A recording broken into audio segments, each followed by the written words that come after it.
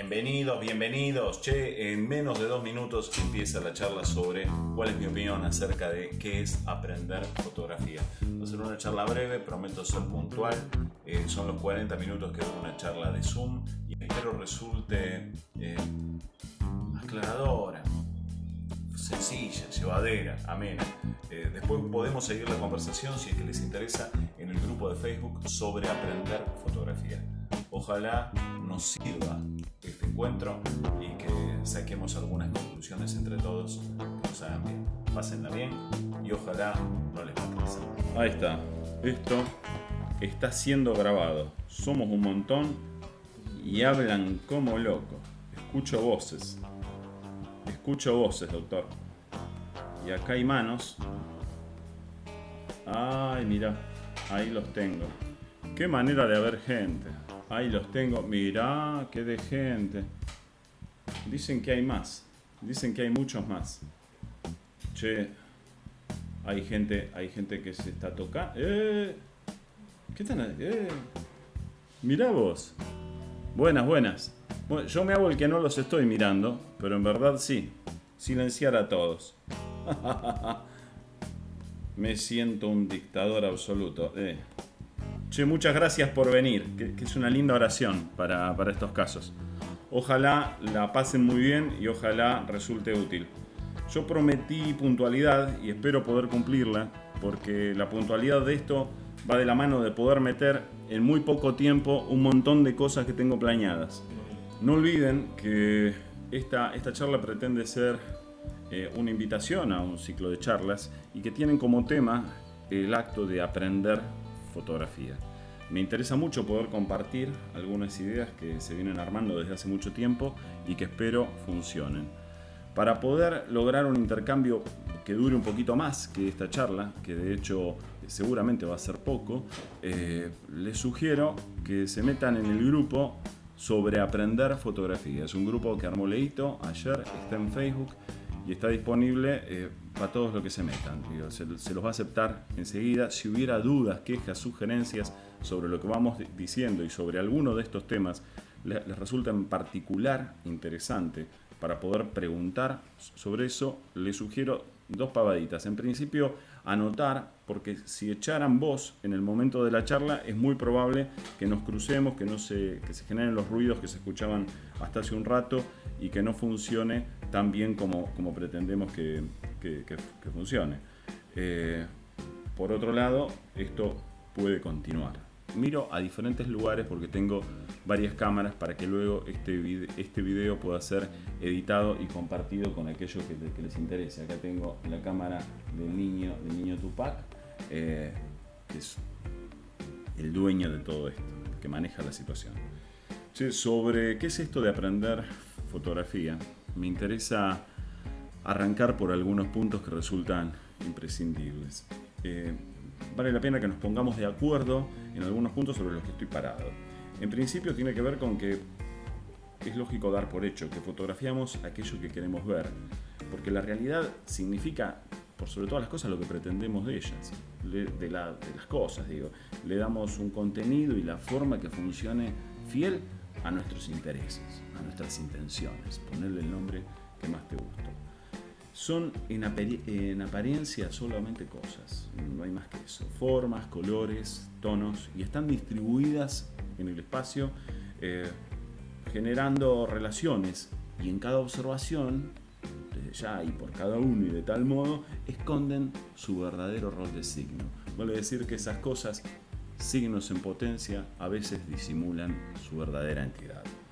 Suponer que la cosa, que el elemento aislado, es por sí solo, con todos sus atributos, el responsable de todo lo que de ahí se desprende, es un gesto de, como mínimo, ingenuidad, vamos a decirlo, porque en un universo complejo eso no funciona de ese modo.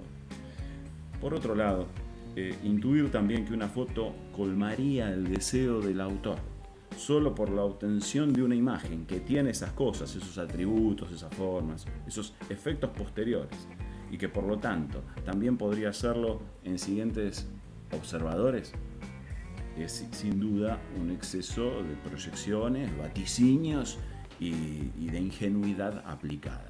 Es una figura que me encanta, el ingenuo que aplica su ingenuidad cada vez que tiene oportunidad. Bueno, para aquellos que están acá y que no me conocen, yo he visto muchas caras conocidas y los sigo viendo, hay un montón y se siguen sumando, siguen siguiendo, decían los Lelutier. Mi nombre es Julián Rodríguez, nací en San Telmo en el año 69, tengo apenas 50 añitos, vivo en Mar del Plata desde los 25 y laburé como fotógrafo durante un montón de años en prensa, en publicidad y como docente un montón más. De hecho, creo que ya es hora de ir asumiendo que soy mucho más docente de fotografía que fotógrafo. Ese punto, el punto de que llevo tantos años, más de la mitad de mi vida, desde los 23 años que doy clase, dando clase de fotografía, me hizo caer en la cuenta que acaso este sea el punto más sólido de mi trabajo como autor y que vale la pena compartir para que podamos construir entre todos algún conocimiento que nos resulte útil. Les quiero hablar en parte de esto, del resultado de la experiencia docente. Está bueno saber que la suma de todos los fracasos de mis estudiantes, a causa de mis errores, desde ya, han dado lugar a una reinterpretación de lo que yo creía sólido. Y ya era hora de que lo asuma. La experiencia docente, en este sentido, ha sido mucho más útil que el estudio minucioso de todo aquello que yo creía que debía ser una clase. Con el tiempo descubrí que la clase es la acción de la clase. Es el funcionamiento que se construye entre las interacciones entre los estudiantes, el tema, el contenido, el conocimiento, el método, las actividades propuestas, todo eso en acción. Todas esas variables en forma conjunta funcionan dando lugar a lo que llamamos una clase. Quiero invitar no una persona, a este tema, porque es imprescindible, hablar de lo que podríamos llamar, para ser cortos en la definición, la necesidad expresiva. Los fracasos, estos fracasos que yo les nombraba hace un rato, coinciden en la mayoría de los casos en que la obediencia a las reglas no genera necesariamente la satisfacción que se produce entre lo pretendido y lo obtenido. Aclaro para aquellos que conocen algo de mi devenir que esto no es un escalón más en mi batalla contra la autoridad, que marca mi derrotero, pero que no es sin duda solamente eso. Les estoy contando que las reglas no generan satisfacción entre lo pretendido y lo obtenido porque no alcanza con ellas. No alcanza con eso. Dado este salto, el salto entre lo pretendido y lo obtenido, que es al fin y al cabo lo que nos impulsa en esta necesidad expresiva que estamos buscando como autores de fotografía o como docentes de un grupo de gente que pretende aprender esto, tiene que ver con que las reglas, que pueden ser conocidas o no, no garantizan esa satisfacción y que esa satisfacción es solamente obtenible cuando el significado coincide con las pretensiones. Este enunciado casi obvio, que separa la distancia de las pretensiones con los resultados, pretende establecer como mínimo este punto como un tema a medir, a considerar como estudiantes, como docentes, con el fulano que ve sus fotos, con la fotógrafa que ve las fotos ajenas, entre qué esperaba ver y qué consiguió. Esta diferencia entre valores tiene que ver con ese estado de satisfacción. Toda vez que la distancia que separa la pretensión del resultado es el talle de la frustración. Vale la pena agregar, en estos casos donde parece que me estoy yendo del tema de la fotografía, que es un gran momento para que si surgen dudas lo podamos ir marcando. Me tomé el atrevimiento de hacer como algunas marcas que hace un rato las nombré, como cuando hablé de la necesidad expresiva. cada vez que yo les voy marcando estas instancias, si ustedes recuerdan sobre qué estamos hablando, pues me marcan. ¿Te acordás cuando hablaste de la necesidad expresiva? Bueno, tal cosa. Cuando hablaste de lo que me largaste después, que es el tema que me interesa ahora, hablar de que construimos significados en pos de esta búsqueda de la necesidad expresiva más que capturar escenas. Vale la pena marcar acá que cuando armamos significados con escenas, esos significados se construyen solamente cuando un autor tiene una necesidad por eso que está viendo. Hay algo de las cosas que la componen que lo llaman a observar eso. Ahora bien, construir escenas portadoras de significado es la labor de quien se expresa. Y es posible que creyendo que la realidad se lo provee, digo que el conjunto de cosas es el que se lo está brindando, sin más intención que la que se supone el acto mismo de estar viendo esto o aquello, vamos a ver que vamos a caer de cabeza en el problema del reemplazo por la cosa. Recordemos el tiempo del reemplazo por la cosa. Este reemplazo por la cosa puede y suele hacer fallar estrepitosamente los vínculos que se establecen entre emisores y la realidad, entre todos estos saltos posibles, dado que algunos emisores se ilusionan con la idea de creer que el mundo es visto por ellos como por todos y que lo que ellos ven en la realidad es lo que todos debieran ver. Vivimos en un tiempo y en un país que lo demuestra claramente que no es así. De la misma manera que les dije que fotografiamos significados más que escenas, vale la pena recalcar que ahora estamos construyendo escenas más que arremolinando cosas. Construimos escenas más que conjuntos de cosas. Porque, bueno, se desprende de lo anterior que la cosa no es condición suficiente para el significado que muchas cosas juntas tendrían. Si una no significa esto, digo, si paloma no significa paz, ¿por qué palomas con chapas de zinc ahí en el hueco del taller significarían algo? No tiene nada que ver una cosa con otra. Ni paloma significa paz, ni significa bicho inmundo, ni significa paloma con pajaritos, es una cosa que es pasada a significado cuando el sujeto la ve y la dota de un significado que él pretende. Les digo que armar escenas más que arremolinar cosas es lo que nos interesa, porque las cosas no funcionan por sí solas, porque el conjunto menos aún, y porque, desgraciadamente, el universo se nos presenta siempre rodeado de más universo, y así de objetos, sujetos, significados. La escena será entonces el resultado de un recorte que enfatiza la posible relación entre estos elementos, ahora sí cosas. Ese recorte de esos elementos que nos forman la escena y que devenidos a signos cumplen con una función dentro del discurso, fotografiamos conjuntos de cosas que forman una escena, pero que debemos entenderla sin duda como conjunto. Todos estos elementos que están funcionando de esa manera son las que nos dejan ver los significados que nosotros vemos. Cualquier exceso, vamos a decirlo, o falencia en esta cantidad de elementos que constituyen las escenas, la palabra constituyen está particularmente bien utilizada en esto, ¿sí?, es fatal para la construcción de los sentidos y los significados, que no es lo mismo. Sentido es una cosa, significado es otro. Prometo ampliar, hay temas que requieren ser desmenuzados, pero hagan un pequeño acto de fe, seguramente alguno peor habrán hecho en algún momento, y dice, bueno, aguántenla, que acá el equipo está ayudando en lo que puede. Mi pretensión es poder meter un montón de huevadas que se me ocurre contar en muy poco tiempo. Tengamos paz. Habíamos llegado al punto donde decíamos que las escenas son esos conjuntos de cosas y que fotografiamos entonces escenas, conjuntos de elementos, y que la cosa no es sino dentro de ese mare magnum de significados posibles y que esos significados se los ponemos nosotros. Ahora viene esta segunda etapa.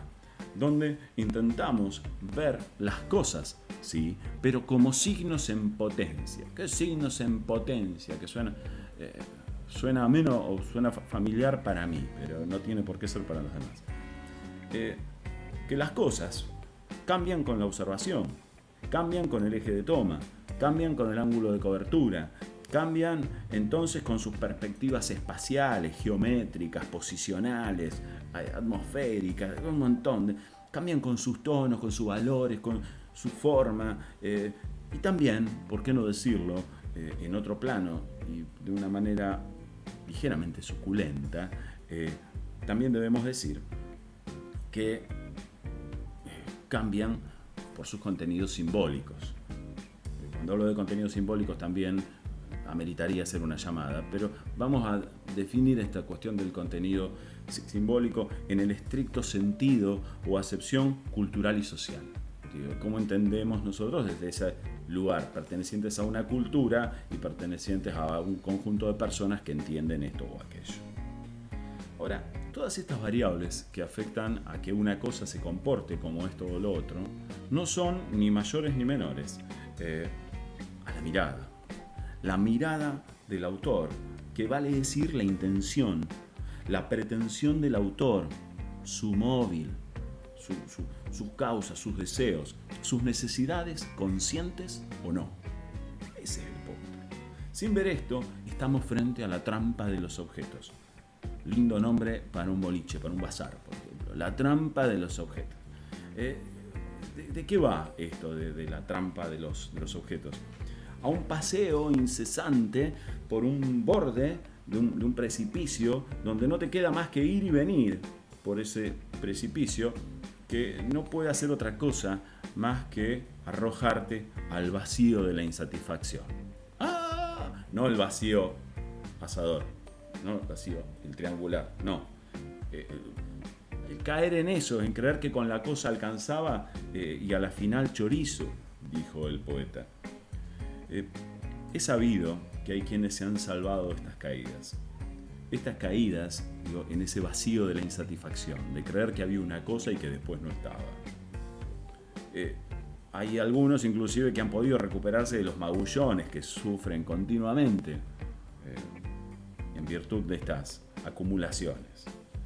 Ahora, estos magullones que sufren sus expectativas pueden ser que estén afectadas por la capacidad de absorción de los golpes, que puede ser grande inclusive, pero atenti, porque la acumulación de frustraciones que devienen de los no aciertos conduce a deterioros de los que ya no se vuelve.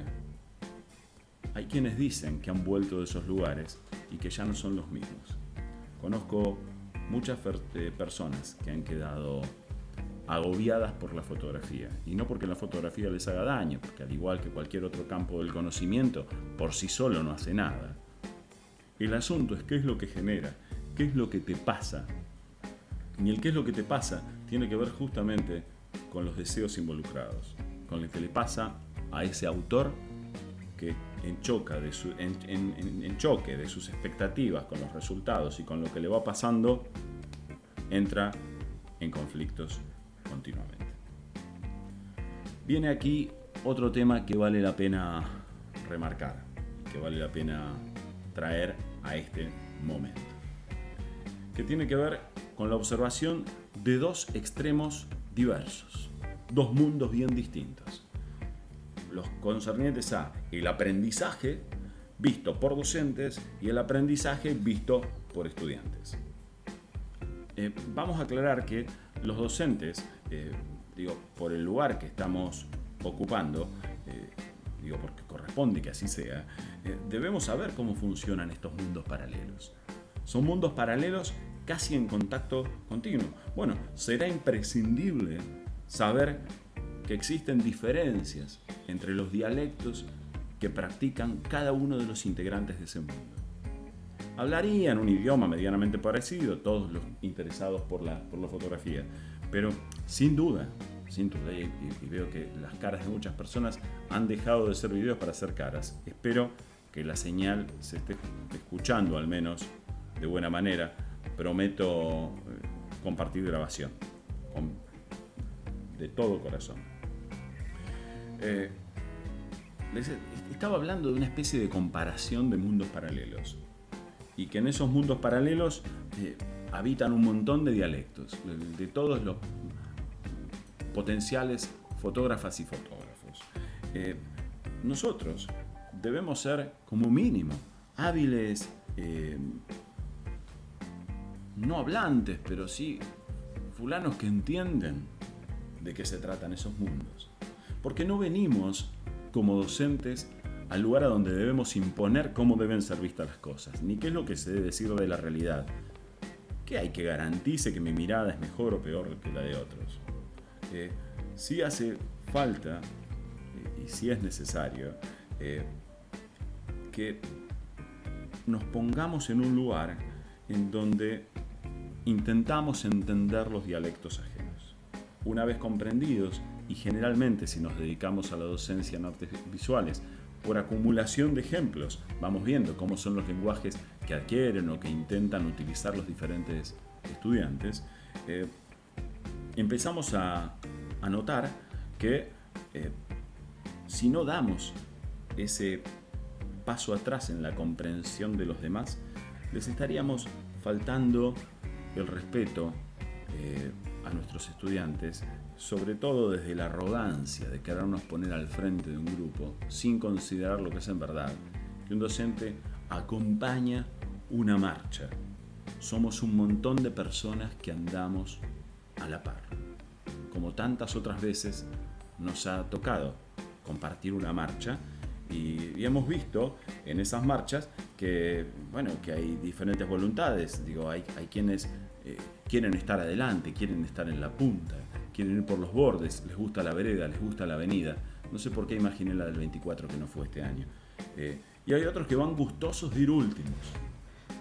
Esos gustosos de ir últimos, o los que van en el medio, o van mirando vidrieras, qué sé yo. Esos fulanos y fulanas que ante la marcha eligen ir desde atrás, merecen ser acompañados con la misma voluntad que los demás. Me interesa desarrollar este punto que podríamos llamar la metáfora del paseo compartido. Los procesos de aprendizaje son siempre diferentes, por llamarlos de la manera más breve posible, y debemos desmenuzarlos para poder desarrollar estrategias más efectivas en relación de todos los objetivos pretendidos. Aquí me debo poner el gorrito del nerd y recordar continuamente el antiguo apotegma que reza que los tiempos de enseñanza son diferentes a los tiempos de aprendizaje, ¿sí? Se lo podrían tatuar en la carne con un tramontina serruchito, ¿sí? No tiene por qué ser igual. Es más, cuando pensaba los contenidos para esta charla, pensaba cómo hago en 40 minutos para meter todo esto y que funcione. Bueno, si no funciona, espero no morir justo hoy, y otro día hacemos una continuación distinta. Acá me están mostrando quejas y reclamos. No, ¿qué me está haciendo? Me dice que yo siga. Me están poniendo un teléfono al revés. O sea que es un teléfono que no me escucha. Un teléfono. No me escucha, pero tiene así unas camaritas que miran para este lado. Había quedado, creo, que en esa definición imprescindible, que tiene que ver con que los tiempos de enseñanza no son iguales a los tiempos de aprendizaje.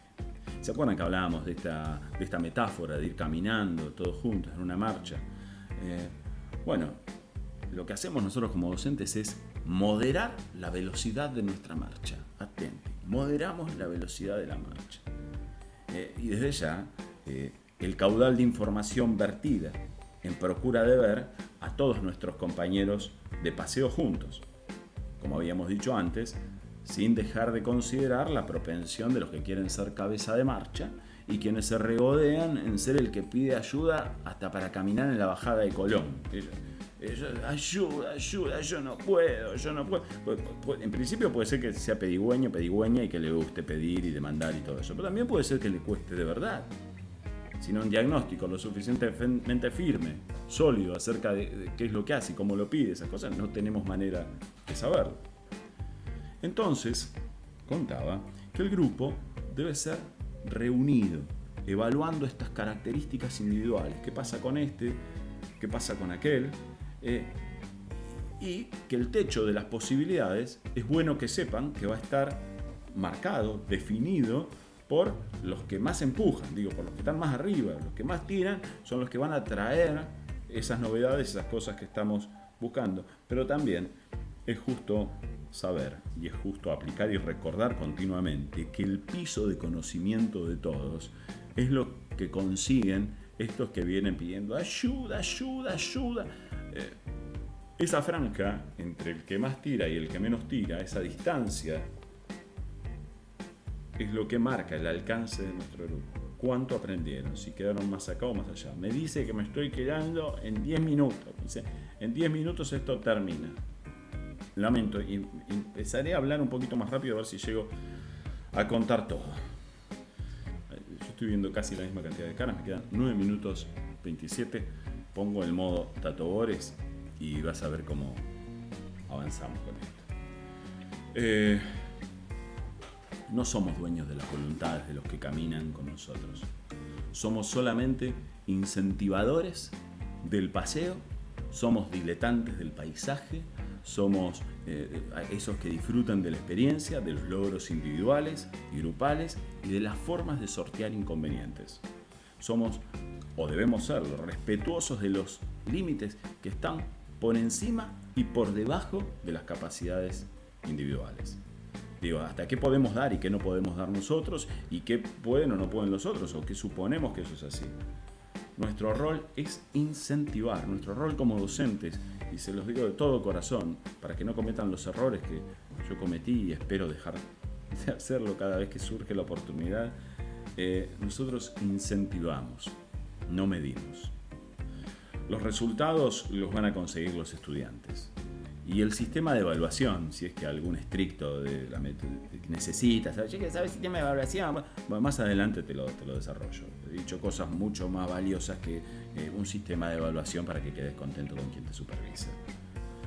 Ahora, traigo un punto imprescindible. Si el estudiante sabe qué es lo que está sucediendo con nuestro método para llevar adelante el proceso de enseñanza y aprendizaje, es muy probable que reduzca su ansiedad. Es necesario que el estudiante sepa cómo funcionamos, para qué lado vamos. Sobre todo, si baja la ansiedad del estudiante, podemos aumentar la velocidad de la marcha. No se olviden que el que dice yo no puedo, yo no puedo, yo no puedo, se frena, se tranca y tranca al resto. Lo mismo pasa con aquellos que las velocidades les resultan demasiado lentas y van en procura de más información de la que hace falta en cada caso. Aclaro, la suposición de falta de información es tan grave como el agobio por la catarata de datos. Poder diferenciarlo y explicarlo es lo que permite una marcha armoniosa del grupo, palabra de recontra honor. Aclarar estas situaciones no fotográficas entre los estudiantes suele sorprenderlos, ya que suponen que el objeto de estudio es la fotografía en vez de sus actitudes. Frente al estudio de esta disciplina. Vamos, yo quiero ver, ¿y eso dónde se pone en la cámara? Bueno, vas a tener que bajar un poquito esa situación porque no es lo que en verdad está importando. ¿Qué sucede? ¿Mucho ruido de vuelta? Sí. A ver, silenciados todos. ¿Están silenciados todos? Por el amor de Bocini. Ahí está. Atrás. Les contaba que aclarar situaciones no fotográficas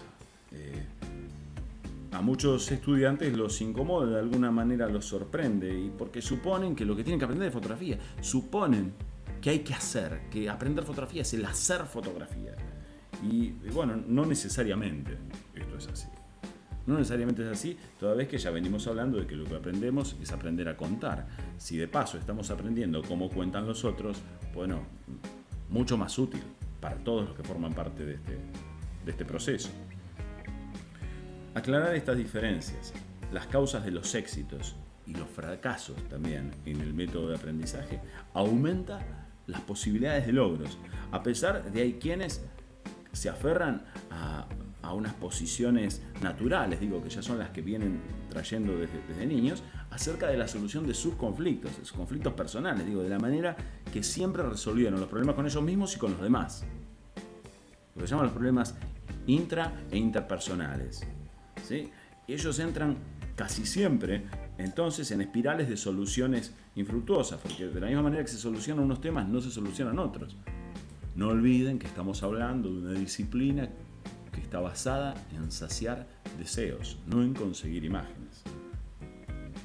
El proceso de enseñanza y aprendizaje debe ser buscado, debe ser presentado como un tema a desarrollar, debe ser conocido. Ya que quienes queden atados a la idea del estudio de memoria, o a la recopilación de textos, o el subrayado de palabras claves, o la búsqueda de definiciones y la memorización de esas cosas, es muy probable que no generen el proceso de observación e introspección que hace falta para aprender en esto. Vale la pena aclarar que tanto el cúmulo de ingenuidades que supone que la copia de un formato fotográfico exitoso proveería, va de la mano también de haber buscado información de más acerca de qué es lo que debo hacer, como si hubiera un qué debo hacer exógeno. Como digo, como si el deseo pudiera ser entendido desde afuera hacia adentro. Vale la pena reparar en eso, porque el estudiante que está cayendo en eso va para el abismo. Aclaro este punto porque el reduccionismo exagerado supone que la repetición de una cosa, de una escena, de una circunstancia, de la técnica, la marca, lo que se te ocurra, daría resultados, y que eso no es más que un caso brillante del ejemplo de reemplazo por la cosa que habíamos nombrado antes. Digo, porque si fuese así, cualquiera que arma escenas y fotografía en blanco y negro se cree que es un clásico del siglo XX, entonces cree que un día se amaneció Weston, Cartés, Adams, quien fuera. Si supone que el manejo de los grises en sí mismo, o del equipo, de tal lugar, de la hora, es un salvoconducto a la alegría absoluta, pues le pifió. O sea, ojalá vayan y encuentren ese salvoconducto a la alegría absoluta, pero sepan que ese no es el camino que propongo. Les sugiero llevar el tema a la médula de su construcción, que es también un problema frecuente que debemos marcar como docentes, ¿no? La copia desmedida de autores que desarrollan un tema u otro no garantiza la comprensión de esos lenguajes. Enseñamos por sobre todas las cosas a observar el mundo y expresarnos con él. Nuestros objetos de estudio son el que decimos, el cómo lo expresamos y el cómo se hace, digo, su factura al final. Cualquier reducción de estos tres campos es exagerada, es una trampa ingenua.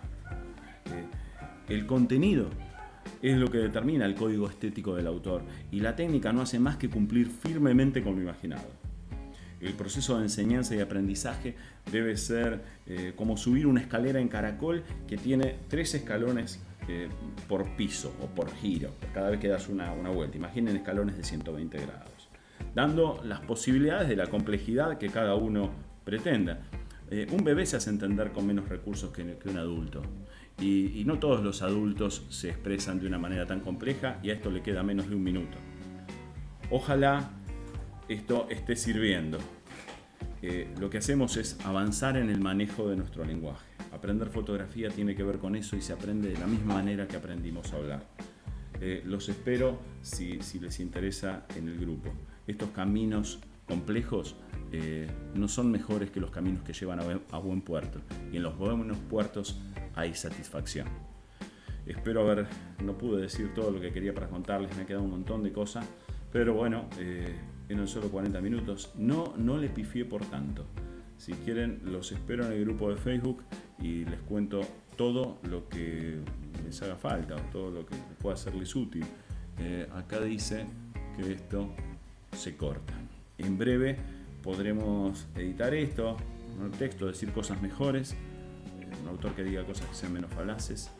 Y muchas gracias por aguantarme. Se han fumado los 40 minutos de Julián hablando y hablando y hablando, y yo no me he deshidratado ni me he muerto de ganas de ir al baño, que suele ser la cosa que me marca que estoy teniendo mucho miedo. ¿Puedo contar algo más? ¿O los puedo desilenciar para escuchar el ruido? Nos podemos unir a todos. No sé si quieren cantamos la marcha peronista, si quieren lo que ustedes les dé ganas, o podemos el himno, podemos rezarle a Bocchini. Sé que los temas que me quedan requieren mucho más. Les recuerdo esto de la marcha armoniosa y del conjunto. De eso se trata. Bueno, así fue que culminó esta charla inicial acerca de qué es aprender fotografía. Ojalá les haya venido bien, ojalá haya sido útil, de todo corazón. Y bueno, vamos a ver qué sale, dijo la vieja y se estaba rascando.